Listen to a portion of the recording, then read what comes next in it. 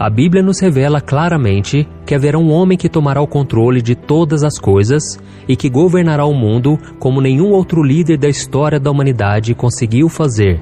Esse homem será carismático e terá um discurso que conquistará a todos.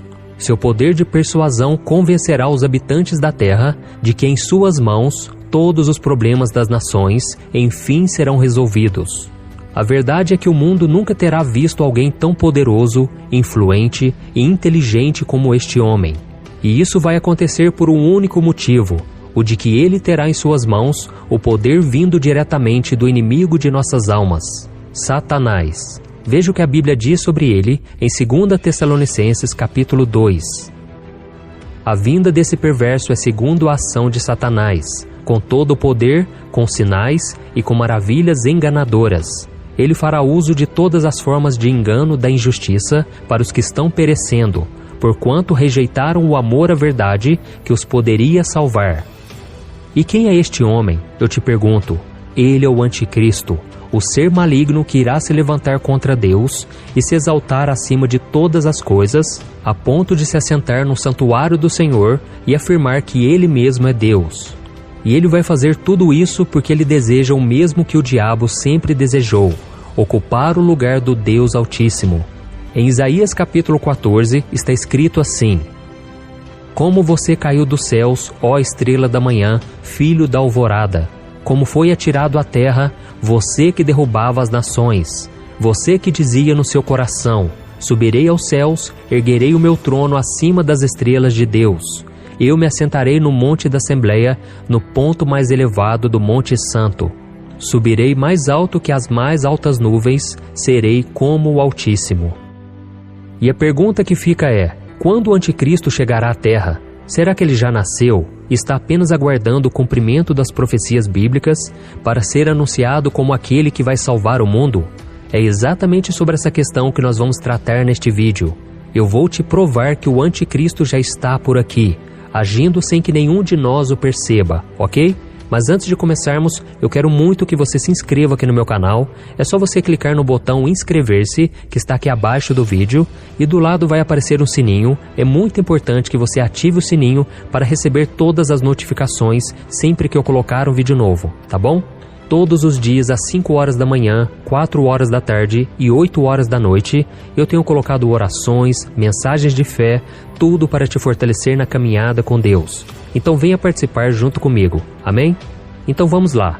O Novo Testamento nos conta que Satanás tentou Jesus em 3 momentos diferentes, enquanto o Senhor jejuava no deserto, se preparando para assumir o seu ministério aqui na terra. Em um primeiro momento, ele veio até Cristo e quis convencê-lo de matar a sua fome, transformando pedras em pães. Depois, levou Jesus a um lugar muito alto, de onde eles conseguiam ver toda a terra. Então, Satanás propôs dar a ele o poder sobre tudo, se Jesus se ajoelhasse diante dele. E por fim, o inimigo conduziu Cristo até o alto do templo e disse para ele pular, para que assim os anjos de Deus o resgatassem e salvasse a sua vida diante dos olhos de todos os judeus, que não acreditavam que ele era o Messias enviado de Deus. Irmãos, percebam uma coisa nessas 3 situações. Em todas elas, Satanás ofereceu coisas boas a Jesus, mas em troca, ele queria adoração e desobediência à palavra de Deus. E é exatamente a mesma coisa que ele faz com todos nós hoje em dia.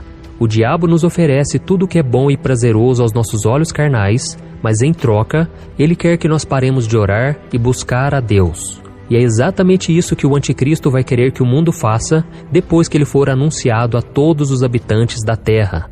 Ainda no livro de 2 Tessalonicenses capítulo 2, vemos que nos últimos dias haverá uma grande apostasia, ou seja, o abandono da fé de muitos que entregaram a sua vida para Jesus um dia. Eles servirão ao diabo mesmo sem perceber, dando ao Anticristo todo o controle sobre as suas vidas. Veja o que a palavra do Senhor diz. Irmãos, quanto à vinda de nosso Senhor Jesus Cristo e ao nosso reencontro com Ele, rogamos a vocês que não se deixem abalar nem alarmar tão facilmente, quer por profecia, quer por palavra, quer por carta supostamente vinda de nós, como se o dia do Senhor já tivesse chegado. Não deixem que ninguém os engane de modo algum. Antes daquele dia virá a apostasia, e então será revelado o homem do pecado, o filho da perdição. Este se opõe e se exalta acima de tudo que se chama Deus ou é objeto de adoração, a ponto de se assentar no santuário de Deus, proclamando que Ele mesmo é Deus. Perceba que essa passagem fala que o anticristo se assentará no santuário de Deus e se autoproclamará Deus. E por causa disso, os estudiosos da Bíblia, e principalmente do fim dos tempos, acreditam que isso se refere ao terceiro templo que será construído em Jerusalém, exatamente no mesmo lugar onde foi construído o Templo de Salomão. E essa construção realmente vai existir. Há quem diga, inclusive, que os governos de Israel e Palestina já iniciaram as negociações para a futura construção desse templo, que abrigaria os religiosos dos dois povos e, segundo as profecias, seria tomado pelo anticristo. Porém, meus irmãos, eu quero chamar a sua atenção para uma coisa, e para isso eu quero ler com você uma passagem que está em 1 Coríntios capítulo 6. Diz assim: acaso não sabem que o corpo de vocês é santuário do Espírito Santo que habita em vocês, que foi lhes dado por Deus, e que vocês não são de si mesmos? Vocês foram comprados por alto preço. Portanto, glorifiquem a Deus com o corpo de vocês. Irmãos, nós somos o santuário de Deus aqui na terra.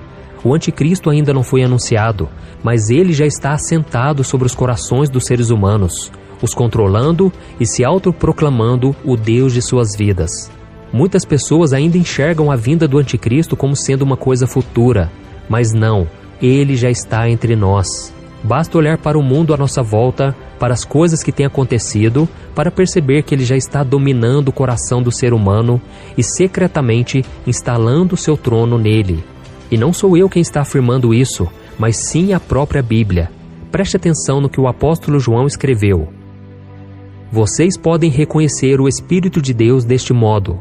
Todo espírito que confessa que Jesus Cristo veio em carne procede de Deus. Mas todo espírito que não confessa Jesus não procede de Deus. Esse é o espírito do anticristo, acerca do qual vocês ouviram que está vindo e agora já está no mundo. Então o conselho que eu te dou é: não fique esperando pela construção do terceiro templo de Jerusalém e nem pelo anúncio do acordo de paz entre as principais nações e religiões. Em vez disso, vigie para que você não dê espaço para o inimigo na sua vida. Não permita que o espírito do anticristo domine o seu coração e faça dele o seu templo. Antes, você precisa entregar o seu coração e a sua vida a Jesus Cristo, porque somente Ele tem o poder para destruir o inimigo. Amém? Deixe que Cristo governe a sua vida, suas palavras, o seu modo de agir, e não seja mais um daqueles que se desviaram da fé e voltaram a viver uma vida de pecado como se Cristo nunca fosse voltar. A maioria dos sinais que antecedem a volta de Jesus já se cumpriram. Ainda assim, muitos duvidam e dizem que essas coisas sempre existiram e que as gerações passadas também achavam que Jesus voltaria na época deles. Mas irmãos, nós devemos tomar muito cuidado, porque agora os sinais estão muito claros e não podemos ser pegos de surpresa, vivendo em desobediência à palavra de Deus. Então, se você ainda não se arrependeu dos seus pecados e recebeu Jesus como seu Senhor e Salvador, saiba que Ele te ama muito e Ele está esperando a sua decisão. Veja esse alerta do Senhor para cada um de nós. Antes de tudo, saibam que nos últimos dias surgirão escarnecedores, zombando e seguindo as suas próprias paixões. Eles dirão: o que houve com a promessa da sua vinda? Desde que os antepassados morreram, tudo continua como desde o princípio da criação. Mas eles deliberadamente se esquecem de que há muito tempo, pela palavra de Deus, existiam céus e terra, esta formada da água e pela água. E pela água, o mundo daquele tempo foi submerso e destruído. Pela mesma palavra, os céus e a terra que agora existem estão reservados para o fogo, guardados para o dia do juízo e para a destruição dos ímpios. Não se esqueçam disto, amados. Para o Senhor um dia é como 1000 anos, e 1000 anos como um dia. O Senhor não demora em cumprir a sua promessa, como julgam alguns. Pelo contrário, Ele é paciente com vocês, não querendo que ninguém pereça, mas que todos cheguem ao arrependimento. O dia do Senhor, porém, virá como ladrão. Os céus desaparecerão com um grande estrondo, os elementos serão desfeitos pelo calor, e a terra e tudo que nela há será desnudada. Visto que tudo será assim desfeito, que tipo de pessoas é necessário que vocês sejam? Vivam de maneira santa e piedosa, esperando